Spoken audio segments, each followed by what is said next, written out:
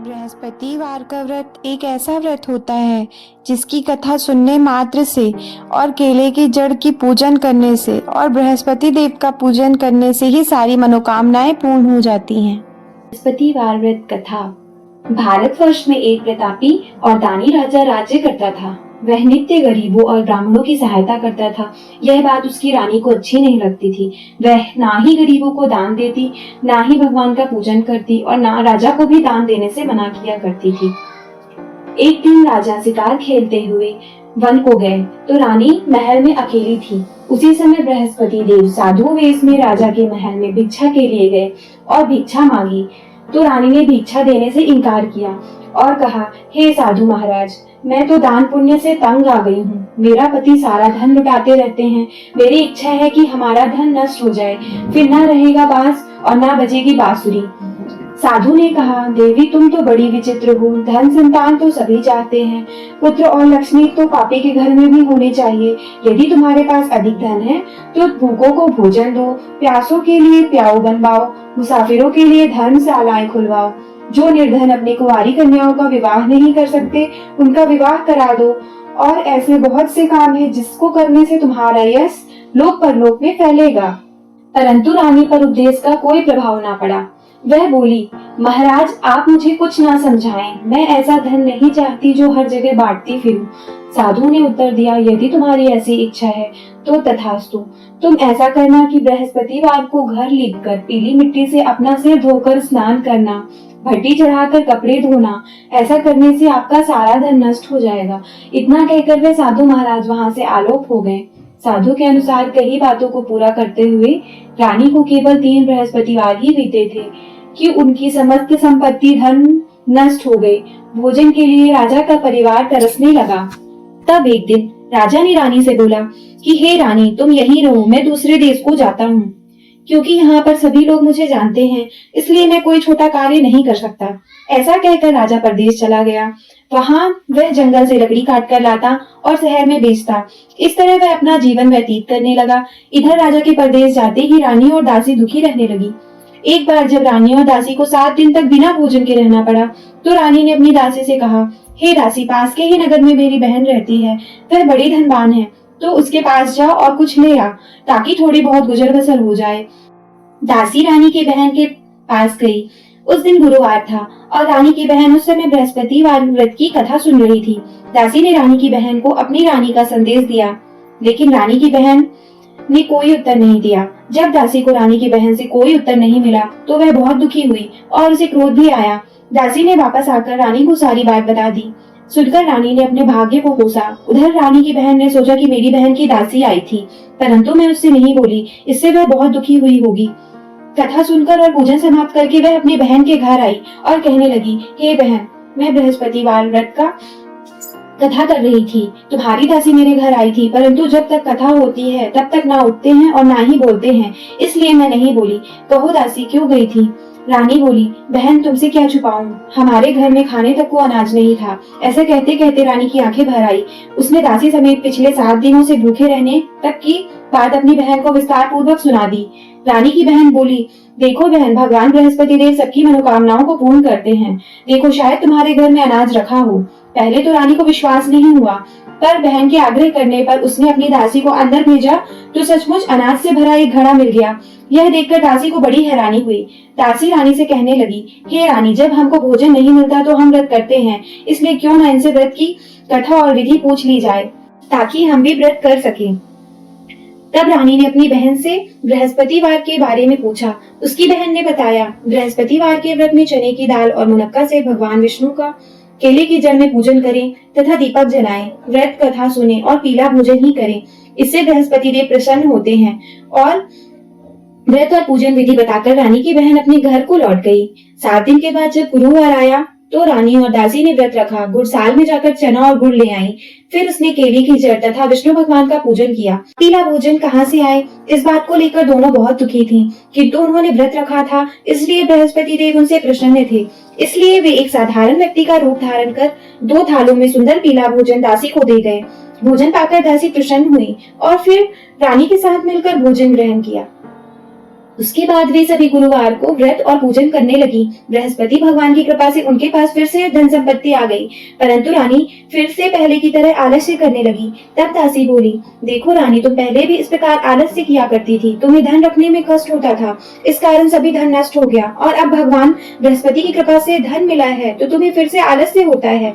रानी को समझाते हुए दासी कहती है कि बड़ी मुसीबतों के बाद हमने यह धन पाया है, इसलिए हमें दान पुण्य करना चाहिए, भूखे मनुष्यों को भोजन कराना चाहिए और धन को शुभ कार्यों में खर्च करना चाहिए, जिससे तुम्हारे कुल का यश बढ़ेगा, स्वर्ग की प्राप्ति होगी और पितृ प्रसन्न होंगे। दासी की बात मानकर रानी ने अपना धन शुभ कार्यों में खर्च करने लगी, जिससे पूरे नगर में उनका यश फैलने लगा। एक दिन राजा दुखी होकर जंगल में एक पेड़ के नीचे आसन जमाकर बैठ गया। वह अपनी दशा को याद करके व्याकुल होने लगा। बृहस्पतिवार का दिन था। एकाएक उसने देखा कि निर्जन वन में एक साधु प्रकट हुए हैं। वह साधु के वेश में स्वयं बृहस्पति देवता थे।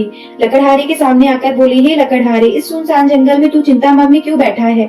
लकड़हारे ने दोनों हाथ जोड़कर प्रणाम किया और उत्तर दिया, महात्मा जी, आप सब कुछ जानते हैं, मैं क्या कहूँ? यह कहकर रोने लगा और साधु को अपनी आत्मकथा सुनाई।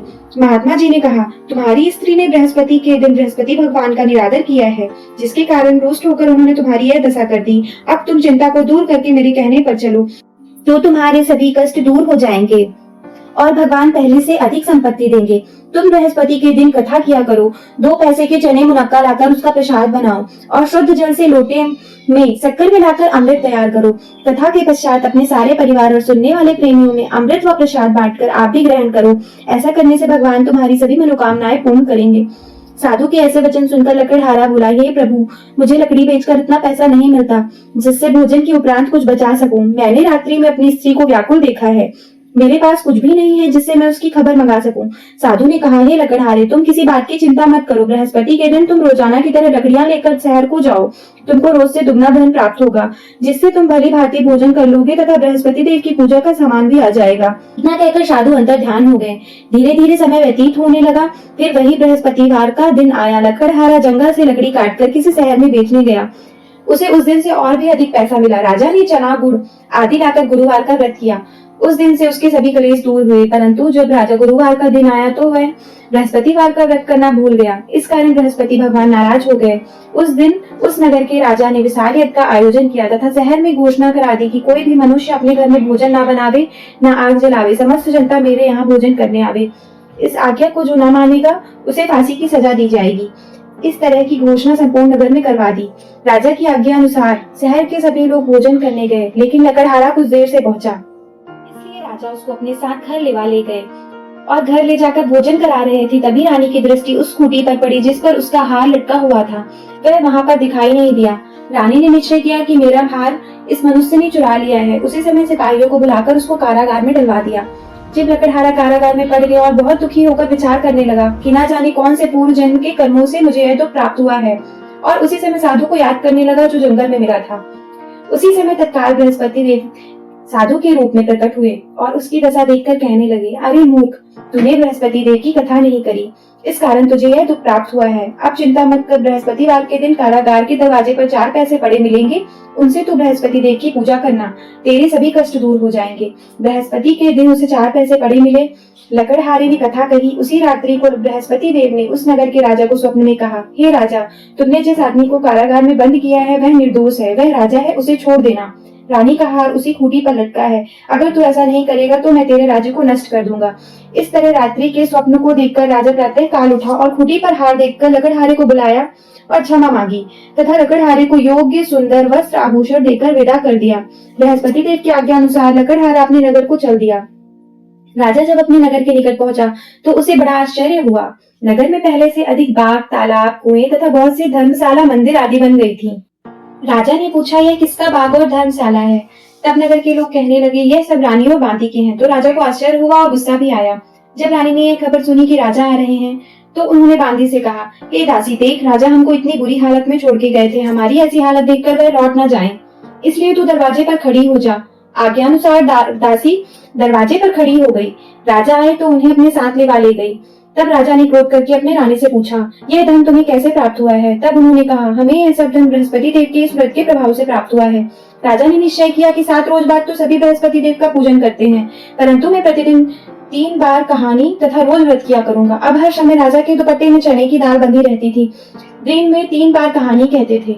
एक रोज राजा ने विचार किया कि चलो अपनी बहन के यहाँ हो आवे। इस तरह निश्चय कर राजा घोड़े पर सवार हो अपनी बहन के यहाँ चलने लगे। मार्ग में देखा कि कुछ आदमी एक मुर्दे को लिए जा रहे हैं। उन्हें रोककर राजा कहने लगे, अरे भाइयों, मेरे बृहस्पति देव की कथा सुन लो।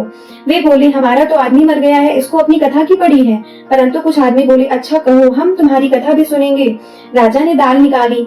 जब कथा आधी हुई थी कि मुर्दा हिलने लग गया, और जब कथा पूरी समाप्त हुई तो राम राम करके मनुष्य उठ खड़ा हुआ। आगे मार्ग में उसे एक किसान खेत में हल चलाता मिला। राजा ने उसे देख और उससे बोले, अरे भैया, तुम मेरे बृहस्पतिवार की कथा सुन लो। किसान बोला, जब तक मैं तेरी कथा सुनूंगा तब तक 4 हरया जूत लूंगा। जा तू अपनी कथा किसी और को सुनाना। इस तरह राजा आगे चलने लगा। राजा के हटते ही बैल पछाड़ खाकर गिर गए तथा किसान के पेट में बड़ी जोर का दर्द होने लगा। उस समय उसकी माँ रोटी लेकर आई। उसने जब यह देखा तो अपने पुत्र से सब हाल पूछा और बेटे ने सभी हाल कह दिया। तो बुढ़िया दौड़ी दौड़ी उस घुड़सवार के पास गई और बोली कि मैं तेरी कथा सुनूंगी, तू अपनी कथा मेरे खेत पर चलकर ही कहना। राजा ने बुढ़िया के खेत पर जाकर कथा कही, जिसके सुनते ही वह बैल उठ खड़े हुए तथा किसान के पेट का दर्द भी बंद हो गया। राजा अपनी बहन के घर पहुंचा। बहन ने भाई की खूब मेहमानी की। दूसरे रोज प्रातःकाल राजा जगा तो देखने लगा कि सब भोजन कर रहे हैं। राजा ने अपनी बहन से कहा, ऐसा कोई मनुष्य है जिसने भोजन नहीं किया हो? मेरी बृहस्पतिवार की कथा सुन ले। बहन बोली, भैया, ये देश ऐसा ही है, पहले यहाँ लोग भोजन करते हैं, बाद में अन्य कार्य करते हैं। अगर कोई पड़ोस में हो तो देखाऊं। वह ऐसा कहकर देखने चली गई, परंतु उसे कोई ऐसा व्यक्ति नहीं मिला जिसने भोजन न किया हो। अतः वह एक कुम्हार के घर गई, जिसका लड़का बीमार था। उसे मालूम हुआ कि उसके यहाँ 3 रोज से किसी ने भोजन नहीं किया है। रानी ने अपने भाई की कथा सुनने के लिए कुम्हार से कहा। वह तैयार हो गया। राजा ने जाकर बृहस्पतिवार की कथा कही, जिसको सुनकर उसका लड़का ठीक हो गया। अब तो राजा की प्रशंसा होने लगी। एक रोज राजा ने अपनी बहन से कहा कि हे बहन, हम अपने घर को जाएंगे, तुम भी तैयार हो जाओ। राजा की बहन ने अपनी सास से कहा। सास ने कहा, हाँ चली जा, परंतु अपने लड़कों को मत ले जाना, क्योंकि तेरे भाई की कोई औलाद नहीं है। बहन ने अपने भैया से कहा, हे भैया, मैं तो चलूंगी पर कोई बालक नहीं जाएगा। राजा बोला, जब कोई बालक नहीं चलेगा तब तुम क्या ही करोगी? बड़े दुखी मन से राजा अपने नगर को लौट गया। राजा ने अपनी रानी से कहा, हम निर्वंशी हैं, हमारा मुंह देखने तक का धर्म नहीं है, और वह कुछ भोजन आदि नहीं किया। रानी बोली, हे प्रभु, बृहस्पति देव ने हमें सब कुछ दिया है, वह हमें औलाद अवश्य देंगे। उसी रात को बृहस्पति देव ने राजा के स्वप्न में कहा, हे राजा, उठ, सभी सोच त्याग दे, तेरी रानी गर्भ से है। राजा को यह बात सुनकर बड़ी खुशी हुई। 9वें महीने में उसके गर्भ से एक सुंदर पुत्र पैदा हुआ। तब राजा बोला, हे रानी, स्त्री बिना भोजन के रह सकती है, परंतु बिना कहे नहीं रह सकती। जब मेरी बहन आवे तो मुझसे कुछ मत कहना। रानी ने सुनकर हाँ कर दिया। जब राजा की बहन ने यह शुभ समाचार सुना तो वह बहुत खुश हुई तथा बधाई लेकर अपने भाई के यहाँ आई। तभी रानी ने कहा, घोड़ा चढ़कर तो नहीं आई, गधा चढ़ी आई। राजा की बहन बोली, भाभी, मैं इस प्रकार न कहती तो तुम्हें औलाद कैसे मिलती? बृहस्पति देव ऐसे ही हैं, जिसके मन में जो कामनाएं हैं सभी को पूर्ण करते हैं। जो सद्भावना पूर्वक बृहस्पतिवार का व्रत करता है एवं कथा पढ़ता है अथवा सुनता है तथा दूसरों को सुनाता है, बृहस्पति देव उसकी सभी मनोकामनाओं को पूर्ण करते हैं। भगवान बृहस्पति देव उसकी सदैव रक्षा करते हैं। संसार में जो मनुष्य सद्भावना से भगवान जी का व्रत पूजन सच्चे हृदय से करते हैं तो उनकी सभी मनोकामनाएं पूर्ण होती हैं। जैसी सच्ची भावना से रानी और राजा ने उनकी कथा का गुणगान किया तो उनकी सभी इच्छाएं बृहस्पति देव जी ने पूर्ण की। इसलिए कथा सुनने के बाद प्रसाद लेकर जाना चाहिए, हृदय से उसका मनन करते हुए जयकारा बोलना चाहिए। बोलो बृहस्पति देव की जय, भगवान विष्णु की जय।